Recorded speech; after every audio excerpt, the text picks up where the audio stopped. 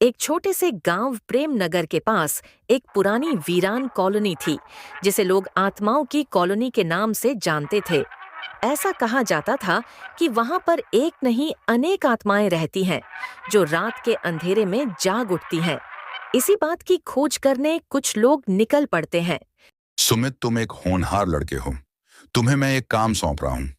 प्रेम नगर की उस वीरान कॉलोनी के बारे में पता करो और जितनी भी चीजें तुम्हें मालूम पड़ती हैं उसको लिखकर मेरे सामने ले आओ, ताकि हम वहां की वो दकियानूसी बातों को पब्लिक के सामने लेकर आ सके। जी सर, पर वहां की तस्वीरें लेने के लिए मुझे मोनिका को भी साथ लेकर जाना होगा।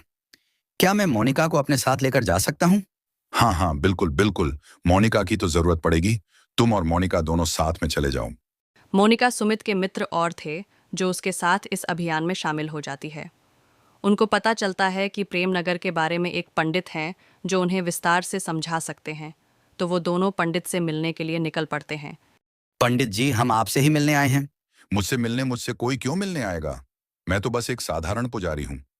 जी हाँ, लेकिन हमने सुना है प्रेम नगर के उस कॉलोनी के बारे में। सबसे बेहतर आप ही जानते हैं पंडित जी। हमें उस कॉलोनी के बारे में एक डॉक्यूमेंट्री बनानी है। देखो बेटा, इसमें मैं तुम्हारी कोई सहायता नहीं कर सकता, लेकिन हाँ, मैं तुम्हें बता जरूर सकता हूँ।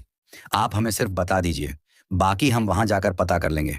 देखो बेटा, मैं तुम्हें वहां के बारे में सब बता दूंगा, लेकिन बेटा, उस जगह से दूर रहना ही बेहतर है। वहां की आत्माएं शांत नहीं हैं। ठीक है पंडित जी, लेकिन आपको ऐसा क्यों लगता है? लेकिन पंडित जी, हमें वहां के बारे में सब जानना है। हम बहुत दूर से आए हैं पंडित जी। हमें उस गांव के बारे में और वहां की वो आत्मा वाली कॉलोनी के बारे में सब सच जानना है। तो आप हमें वहां की सच्चाई बताइए ना। जितना भी आपको पता है वो सब हमें बता डालिए। तुम लोग उसके बारे में जानकर क्या करोगे बेटा?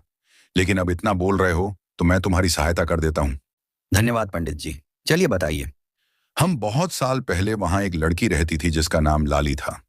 उसका रंग सांवला था, लेकिन वो बहुत नेक थी।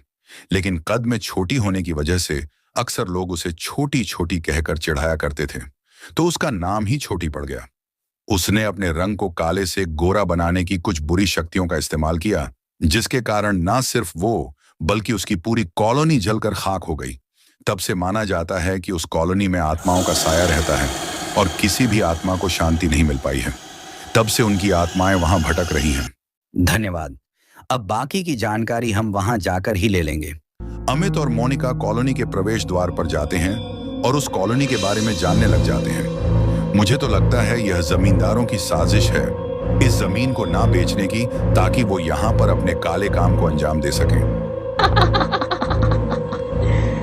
Kenapa tak tidur lagi, ha?